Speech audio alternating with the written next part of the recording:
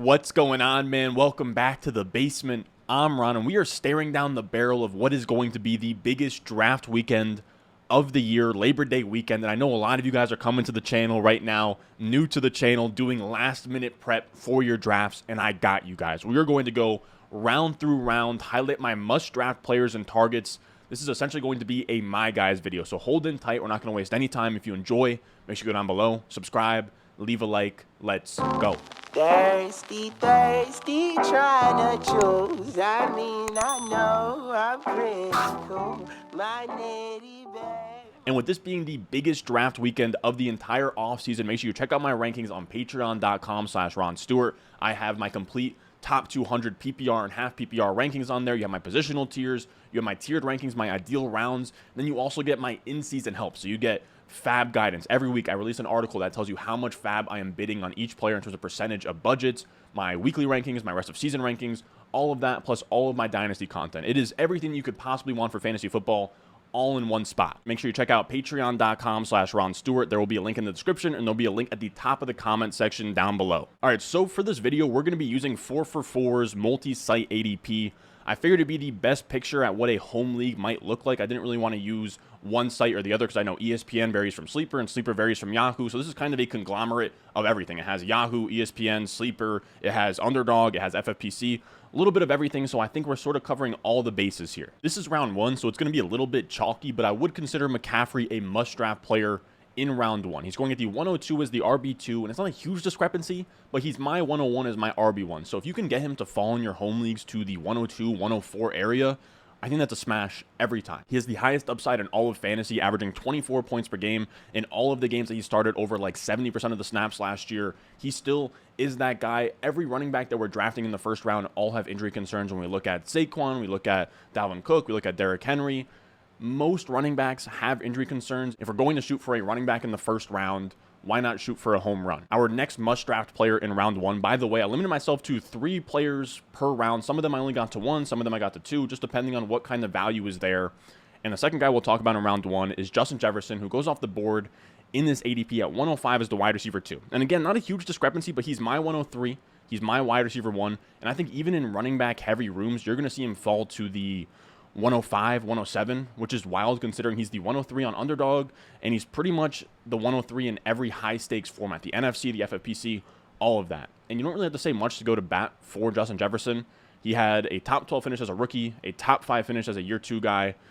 Sky's the limit in year 3 at this point. He has a new head coach under Kevin O'Connell, who's going to bring in a lot more modern pass concepts than Kubiak, than Mike Zimmer of years past. And this is a great tweet from Hayden Winks where he sort of highlights the new look offense that we're going to see here, where the Vikings have been 17th and 26th in neutral pace and 16th and 26th in neutral pass rate since 2020. O'Connell's offenses have been top 12 in each. We're going to see more plays, more pass plays. It's going to be extremely friendly for a smash season from Jefferson. Now, I know I just said I'm limiting myself to 3, but we're bundling these two together, Devontae Adams and Stephon Diggs, who go at the 111 to 112 here.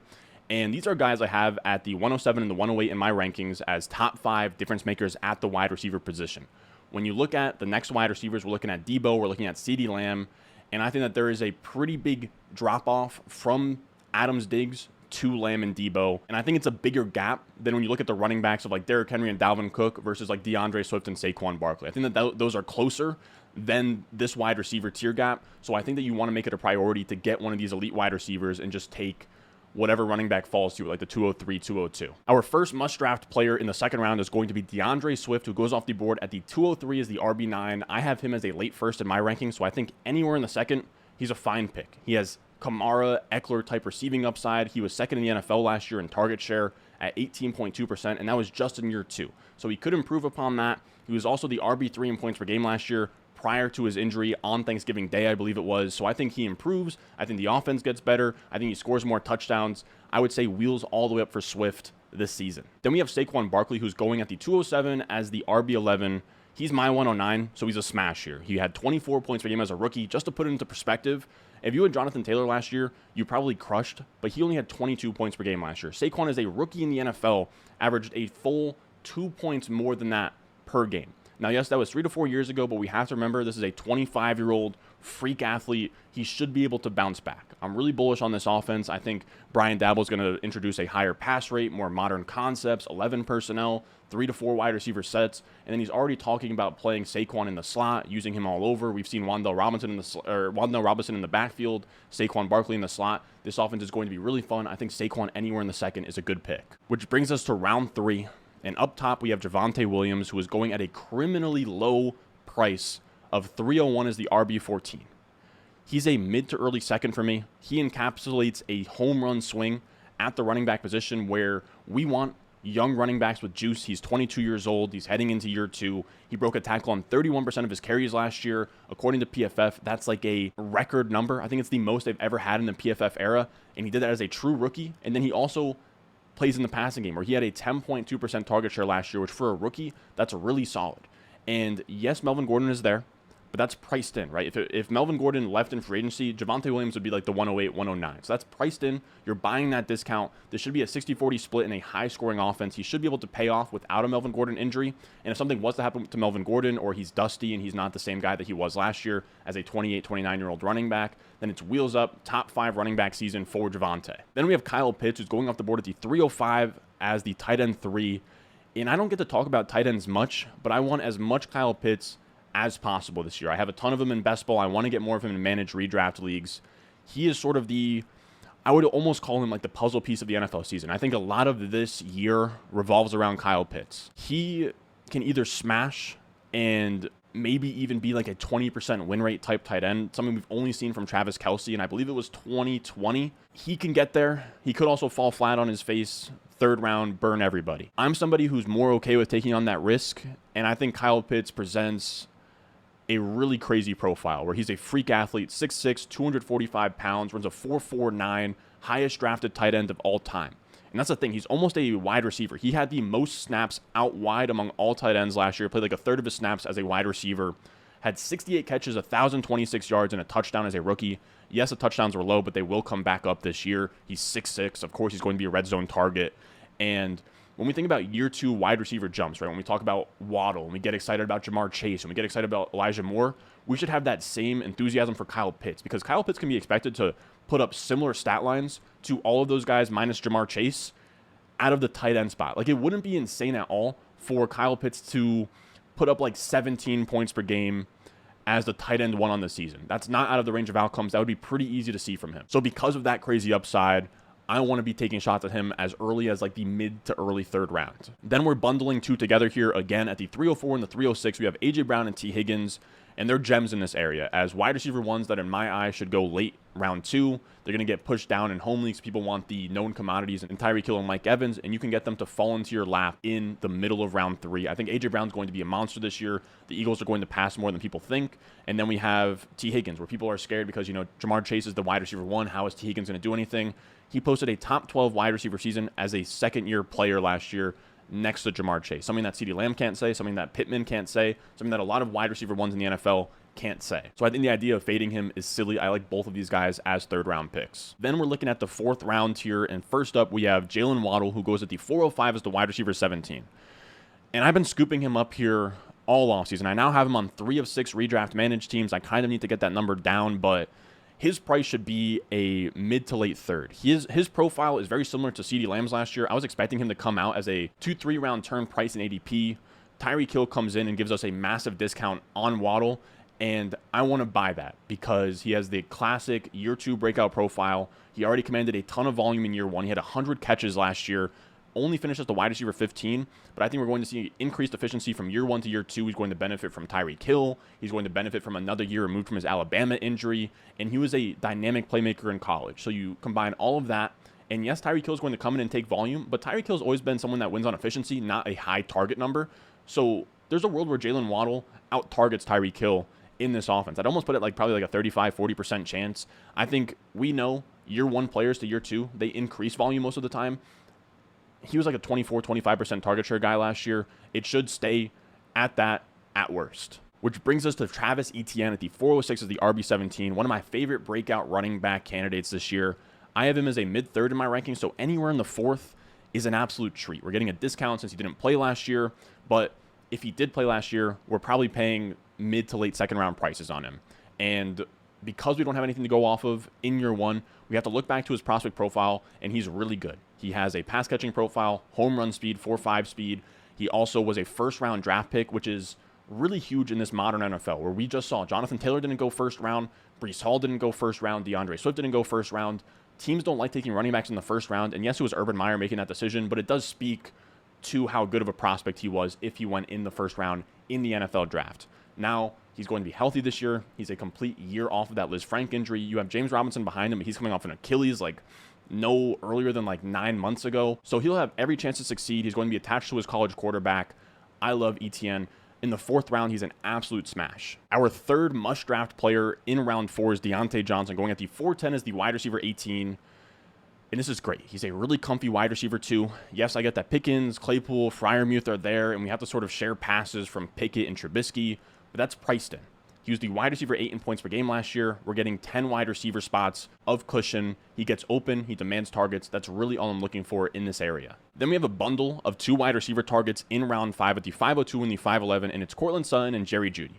I've been very firm all offseason on Jeudy over Sutton, and it's not even by a wide margin. I have Jeudy wide receiver 20. I have Sutton wide receiver 21. It's really just that Underdog has had them priced so far apart this offseason, where you've seen Sutton go wide receiver 16. You've seen Jeudy go like wide receiver 20, wide receiver 22-ish.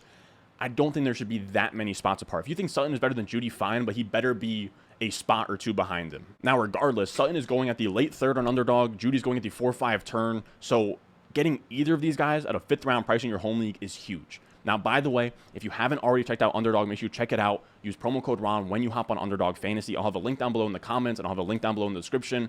But what you can do on there is you can hop into one of their crazy tournaments like Best Ball Mania 3, have a shot at millions of dollars, or you can just hop into one of their sit-and-go $3 to $5 leagues and just get a feel for the ADP on there. Because when you start drafting on there and you see Sutton routinely go 309, 310, 311, and then you're in your home league and it's the early 5th round and Sutton is staring you down and you have a feel for, oh, Sutton usually goes in the 3rd round in sharp leagues where there's money on the line, I should be taking him here. Now, Underdog, the reason why their ADP is so sharp is because there's money on the line. It's not a ADP that's compiled by free mocks and people just auto-drafting and, kids at summer camp. There's real money on the line, and you can use that to leverage against the default rankings that your league mates are going to use in your home league. So make sure you check out Underdog Fantasy. If you haven't already, use promo code RON, and they will match your deposit all the way up to $100. And when we talk about these guys as 5th round values, very simply, give me pass catchers attached to Russell Wilson, one of the most efficient players, efficient quarterbacks in the NFL. I see these guys very similarly to Lockett and Metcalf, where both of them should be priced as wide receiver 2s in the mid to early 4th round. Then in round 6, we have Marquise Brown going at the 601 as the wide receiver 25, and him just going outside the top 24 wide receivers is crazy to me. He's my wide receiver 18. He finished as the wide receiver 21 last year on the Ravens, and you can now draft him at the wide receiver 25. The craziest part is that last year, he was putting up top 12 numbers with Lamar Jackson, and then Lamar Jackson, he got hurt, some sort of COVID thing happened, Tyler Huntley comes in, and then he falls off a cliff from that. I have a hard time dinging Marquise Brown for not playing at his normal elite level with a backup quarterback. And now he goes from a run-first offense to a high-paced Cardinals passing attack, reuniting with his college quarterback in Kyler Murray. He should have every chance to be the wide receiver 1 in this offense with DeAndre Hopkins gone for the first 6 weeks with his suspension. And Marquise Brown hasn't been someone that's just a downfield threat. He commands targets. He's had a top 12 target share in the past 2 seasons. 6th round Marquise Brown is crazy to me. I think he's a 3-4 turn guy personally. Our second must draft player in round 6 is going to be Amon-Ra St. Brown, who goes at the 603 as the wide receiver 27. And he's a 4-5 turn guy for me, so I love him anywhere in the 6th. This is a year 2 breakout profile. We like to target those. He showed elite potential down the stretch last year where he had 25 points per game, 30% plus target share from weeks 13 and on, and he should be able to improve on his 21% target share he had over the entire season last year as the lead guy for targets in 2022. Now, I want to be clear with Amon-Ra St. Brown. I feel like I have to say this every time I talk about him. We are not saying he's going to have 25 points per game and a 30% target share like he did down the stretch last year, or else he would be my 104. But he flashed that potential, and if he carries that into year 2, I don't think it's crazy for like 15, 16, 17 points per game, 23, 24, 25, 26% target share. That's in his range of outcomes as a target hog on the Lions, out of the slot. We've seen Goff target the slot before with Cooper Kupp when he was in LA. Then we have Juju, who goes at the 605 as the wide receiver 28. And again, he's a 4-5 turn guy for me. We're going to see a lot of wide receivers be values here in home leagues where we have dead zone running backs getting pushed up. And Juju is someone that's been really growing on me, where he has this niche role in the NFL where he's a slot wide receiver. He beats zone well, but on a low ADOT like that, you can't really produce fantasy points unless you're on a really good offense. But now he's coming to the Chiefs. He has Patrick Mahomes throwing in the ball. He has Andy Reid calling plays. He has all of the touchdowns that come with that offense. He will have every chance to succeed. And Mahomes loves throwing into zone across the middle. If Juju can kind of find that little role there and get open across the middle and sort of make some kind of connection with Mahomes, I think he could really pay off this season. Then we just have more year 2 breakout profiles. In the 7th round, we have Rashad Bateman going at the 704 as the wide receiver 33. And I think that these young names just get pushed down in home leagues. People just don't really know who they are. But Rashad Bateman isn't someone I was really in on to start the season, but I think this price is amazing. And he flashed in reception perception last year, where he didn't really draw as many targets as I would have liked to see on a per out basis, but he was 74th percentile versus man, 85th percentile versus zone, 81st versus press. Those are all really, really strong numbers for any wide receiver, not to mention just a rookie wide receiver in a limited sample size last year. And I was under the assumption that the Ravens would want to get back to running the ball this year, but it seems like Dobbins isn't going to be ready to go week 1, neither is Gus Edwards, and if they're staring down Kenyon Drake and Mike Davis, they're going to have to put the ball in Lamar's hands and let him throw the ball until they get some kind of running game later in the year. And we don't even know if that's ever going to happen, so I think betting on this passing offense is a good bet at this point in the offseason. Again, another year 2 breakout profile on Elijah Moore, going at the 709 as the wide receiver 35, and he has a lot going for him after year 1. He had 12.6 points per game as the wide receiver 28 as a rookie. You're getting him a discount at wide receiver 35. You're getting 7 wide receiver spots of cushion from a year 1 to year 2 jump. He also only played over 80% of the snaps in 4 games last year. He wasn't even a full-time wide receiver. So I know he's in a bad offense on the Jets. He has Zach Wilson or Joe Flacco throwing to him. Nobody wants anything to do with this offense. But again, he was the wide receiver 28 in this environment. As a rookie, he's now going to get more routes and is going to improve as a player from year 1 to year 2. So even if the offense doesn't get better, he should get better enough to the point where he finishes inside of the top 24 wide receivers this season. Then we have yet another year 2 breakout profile to sort of head off this 8th round, with Devonta Smith going at the 802 as the wide receiver 37. And he goes at the 6-7 turn on underdog. I think the offense passes more than people think. He's a really good pick in the 8th round. He had a 22% target share last year, which is really strong for a rookie, but not only really strong for a rookie, but really strong for a wide receiver with a 15-plus yard ADOT. His average depth of target was 15 yards downfield.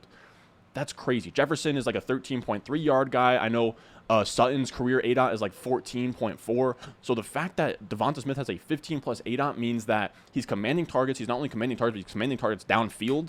And that means he's going to have efficient targets, because high ADOT targets means inherently when he catches a pass, it'll be for more yards than most other wide receivers. So then you couple that with A.J. Brown taking a lot of coverage away, and then he also showed that Devonta Smith coming into the league at like 160 pounds, 170 pounds, a big concern was that he wasn't going to be able to beat press man on the outside. He beat press at the 84th percentile last year. He put those concerns to rest. He's someone that is getting slept on right now. People don't think the Eagles are going to pass a ton. But what if Devonta Smith just comes out here and is undeniable? I think in the 8th round, that's an upside case scenario I'm fine paying for. Then we have Trey Lance at the 804 as the QB 13. He's my favorite quarterback breakout candidate this year. I know they just brought Jimmy G back, but it feels more like Jimmy G didn't get traded because of his shoulder injury, so they're bringing him back. And if he does go elsewhere and sign with another team at the end of this deal, they will get a comp pick in return, whereas this year, if he just walked or they traded him away, they wouldn't really get much in return. Now, when we look at Trey Lance, he's going to get the opportunity to start as soon as week 1. He averaged 18.7 points per game in his first 3 games last year with 15 or more pass attempts, or his only 3 games with 15 or more pass attempts last year. He's a rushing cheat code, and he also has one of the best receiving cores in the NFL. He'll have Ayuk, Debo, Kittle. He'll have Kyle Shanahan calling plays. He should be able to thrive in this offense. That made guys like Jimmy G amazing, and made guys like Nick Mullins and CJ Beathard look competent at points. I think Trey Lance is going to be a really smooth fit in here, and he has break fantasy upside as a Lamar, Patrick Mahomes year 2 type breakout candidate. And speaking of the 49ers, we have Brandon Ayuk as the 807 going at the wide receiver 38. And to me, he's a must draft player in the 8th round. He's usually going like the 6-7 area in sharper leagues. And I know he had a down year last year, but he had the weird doghouse thing going on. After that, week 9 on, he was the wide receiver 21 in points per game, really stepped it up. And he showed a lot of promise in year 1. We know you can show promise in year 1, have a down year 2, and still break out in year 3. We actually saw that last year with Debo Samuel. And I'm really curious about if that upside scenario manifests itself this year. I think that there's a possibility that Ayuk could go out there and score almost as many points or as many points as Debo this year. I feel like Brandon Ayuk matches up better with Trey Lance than he did with Jimmy G. If we just look at the ADOTs from last year, Ayuk hovers around a 10.4 ADOT. Garoppolo was a 7.8 guy, which matched up a lot better with Debo Samuel's 8.6. But we saw Trey Lance in his starts last year have a 10.3 ADOT, which matches up much better with Ayuk. I think Trey Lance will be much more willing to take those deep shots on Ayuk. Maybe the coverage is a little bit tight. It's a tight window, and you just let Ayuk go up and grab it. Then we have our only must-draft target of the 9th round in Ramondre Stevenson. I will say Dameon Pierce is a huge value in the 9th round, but I don't want to put him here. There's zero chance he makes it out of like the 6th round these days, and I don't really want to put him down as one of my guys. He hasn't been someone I've been drafting a lot of this year. I did draft a good bit of him on Underdog. I think like 7-8% of my teams have him from when he was going outside of the top 100 picks. But if he's going to go like 6th, 5th, 4th round, I've seen him go, I'm good on that bet. Now, when we talk about Ramondre Stevenson, he's really exciting. He showed a lot of juice last year. He was 11th in yards after contact, 6th in elusiveness rating, 3rd in yak per reception, and he's drawing live in this backfield to have a 50-50 split with Damian Harris and have the pass-catching role that we've seen James White have, and we saw Ty Montgomery almost have this preseason. Then Ty Montgomery gets hurt, and we're also getting positive reviews out of camp that seems like it's going to be a 2-back rotation with Ramondre Stevenson as the pass-catching back. So if Ramondre Stevenson is going to get between the tackles work and then all of the 2-minute drill and long down and distance snaps, he's going to flirt with top 24 numbers. In the 10th round, we have Treylon Burks going to 10-10 as the wide receiver 48, and this is an elite prospect. He dominated the SEC all 3 years of his college career. I'm going to take a swing on him at any point in the double-digit rounds. I even like him as a round 8, round 9 guy.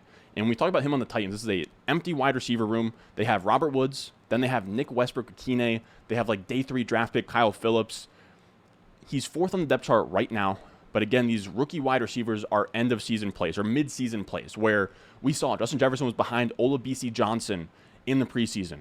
These things happen. This is a first-round talent. They traded away A.J. Brown for him. It would be an awful look if they traded away their stud superstar wide receiver for someone that can't even crack 3 wide receiver sets. They're going to give him an opportunity to climb here. He has elite talent. He was a first-round prospect. I'm down to bet on that in an offense where there's going to be a ton of opportunity and you're going to be able to catch passes from an efficient quarterback in Ryan Tannehill. Then we have Kadarius Toney, whose price here is just ridiculous. I have him as like a 7th rounder, so 10.02 is the wide receiver 45 is crazy. As a rookie last year, on a per route basis, he was a monster. He was tied for 5th in targets per route run at 27% with Deontay Johnson, only behind Antonio Brown, Cooper Kupp, Devontae Adams, A.J. Brown. It's elite company.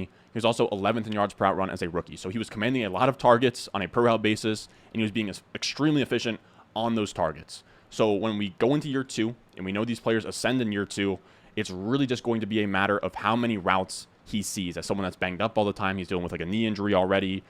I think 7th, 8th round, when we're talking about players that are going to be on your bench, he's a perfect upside swing if you don't have to start him early. Our last target in round 10 is going to be Darrell Henderson going off the board at the 10.09 as the RB42.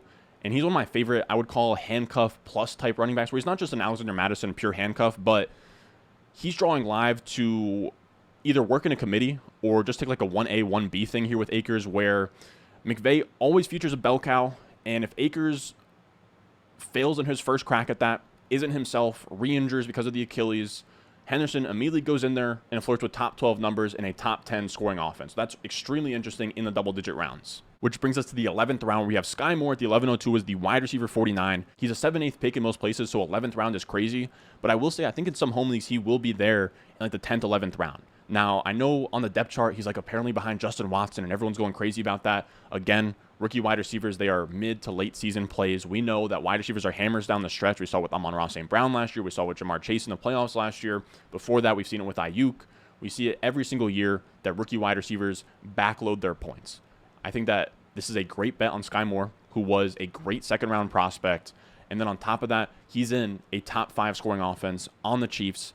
And the only competition he really has is Juju and Kelsey. He should be able to beat out Marquez Valdez-Scantling, McCole Hardman for 3 to 2 wide receiver sets at some point this season. Then we have Garrett Wilson, the 11.04 is the wide receiver 51, and he's similar to Burks, where he is like the wide receiver 4 on the depth chart, but again, he's an elite prospect. At this time, he was taken in the top 10 of the NFL draft. And if someone was going to pop off out of nowhere as a rookie wide receiver like Waddle did last year, going outside the top 100 picks, same thing with Justin Jefferson before him. Now, I will say, before everyone goes down my throat, pause. Justin Jefferson, I'm not saying he's going to be Justin Jefferson. He's not going to be top 5, top 9 wide receiver in year 1, but someone that goes outside the top 100 picks, rookie wide receiver, not on a ton of people's radar, buried on the depth chart early, it would make sense for him to come out and outperform expectations. Then we have Kenneth Gainwell, who goes at the 11-11 as the RB45. I'm bullish on the Eagles this year. I think Gainwell is a great handcuff plus type like a Darrell Henderson, where he has a role carved out. He's going to be the passing down back. He'll get some change of pace work between the tackles, and then he should also be featured in the red zone. This is a guy who led this backfield last year in red zone touches among all of the active running backs from this season. That's a role we want. Pass catching, red zone work. And now we already have Miles Sanders dealing with a hamstring injury. He hasn't practiced since August 14th. It leaves the door open for Kenneth Gainwell to have a bigger role almost immediately. Now, I know Boston Scott's going to be there, but Boston Scott isn't even the receiving back. He's more of the backup to Miles Sanders. So Miles Sanders being gone gives Gainwell more work. I'm expecting him to be like the 1A, 1B with Boston Scott in that scenario with the upside to beat him out for the lead role entirely. Then we have round 12 plus. These are just going to be some dart throws I like. And first up, we'll talk about Rachaad White, who goes at the 13-12 as the RB50. And this is a guy who should be a round 9 to 10 guy. And I think he's going to be someone you get really late in your home leagues. I got him in my home league, like I want to say like round 13, 14. People don't know who this guy is. But if you don't know who this guy is, please read up on Rachaad White. This is a pass-catching rookie out of Arizona State. He's 6 foot, 215 pounds, 4.4 speed, 98th percentile target share, third-round draft capital, just everything we want for a profile. He's big, athletic, draft capital, catches passes. And reports are already coming out. We have one from Albert Breer here saying that he's going to have a role. New England always used a third down back with Brady. It seems like he is already sort of getting in there as a passing down back, beating out Giovanni Bernard. It seems like he's already passed Keyshawn Vaughn as RB2. He has crazy upside as a handcuff in a top 5 offense where if Fournette was to go down at any point in time, Rachaad White could be a league winner. Now, we don't like to bet on injuries, but Leonard Fournette has never played a full season in all of his 5 years in the NFL. There's going to be a few games where Rachaad White comes in there and goes crazy. Then we have David Njoku, who goes at the 12-10 as the tight end 17, and he's been a full-time tight end this preseason, which is a little bit different from years past, where he's had to split time with Austin Hooper, Harrison Bryant, and now we see in the preseason, he's had an 80% route participation. He's had 96% of the snaps with the starters this preseason. And then he got that big payday from the Browns as well this offseason. I think they're going to want to use him this year. All they really have is Amari Cooper. And then David Njoku's drawing live to be the number 2 target on this offense. He's a freak athlete. He's going to operate downfield. I think he's the perfect target as a late round tight end this year. Then our last must draft player for 2022, going at the 16-11 as the QB 27, Danny Dimes. This is a guy with huge Konami code QB upside in an offense under Brian Daboll who unlocked Josh Allen. Now, we're not saying that he's going to be Josh Allen, but if he can just unlock a little bit of what he did with Josh Allen to Daniel Jones, make him a serviceable quarterback, we're looking at a lot of upside from a Konami code quarterback. And Josh Larkey highlighted it here. He's a great follow on Twitter. He said over the past 3 seasons, Matthew Stafford and Daniel Jones each have exactly 6 games with 25 or more fantasy points. Stafford has played in more games during this time than Daniel Jones. Mobility continues to be criminally underrated in fantasy football. He also said Daniel Jones is a sleeper. He had 95 rushing yards in week 2, 402 passing yards in week 4, QB6 per game through week 4 last year. And then he gets concussed in week 5. Saquon goes out. You have Golladay hurting his knee, and then everything kind of fell apart past there. But now we have this season, Daboll comes in, we have Evan Neal getting added to the O-line, we have Wan'Dale Robinson coming in, we have Brian Daboll revamping the offense. There's a lot to like here. Daniel Jones could be the late round quarterback of 2022. Now that's going to do it for us today, fellas. Again, if you want to go out there, crush your drafts this week, and make sure you check out patreon.com/Ron Stewart. Has my entire top 200 PPR and half PPR rankings where I have my elite running backs pushed up into the top 2 rounds. I have the wide receivers pushed up into the dead zone, so you're missing out on those dead zone running backs we like to avoid. And then I have the Ramondre Stevensons of the world pushed up, so you're not taking Jacoby Myers and Russell Gage over really intriguing running back profiles. So if you want to crush your drafts, if you want to crush in season as well, where I have waiver wire articles with fab advice and I have weekly rankings and rest of season rankings, that will all be on Patreon, patreon.com/Ron Stewart. And as always, if you enjoyed the video, make sure to go down below, subscribe, leave a like, and I will see you guys in the next one. I know I'm pretty cool. My nitty bag, my kitty boots. I got the juice, I got the juice. Chathams on.